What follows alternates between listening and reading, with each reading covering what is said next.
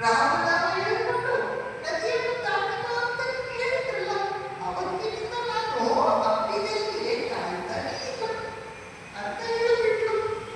ಅವಳು ಹೇಳಿದ ಮಾತನ್ನು ಕೇಳಿ ಇವನಿಗೆ ಆಶ್ಚರ್ಯ ಆಯಿತು.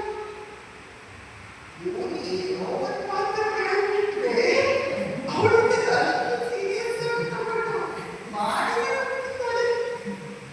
ಅವನಿಗೆ ನಮ್ಮಲ್ಲಿ ಯಾರಿಲ್ಲ. ಏನು ಇವಾಗ ಹೇಳ್ತಿದ್ಯಾ?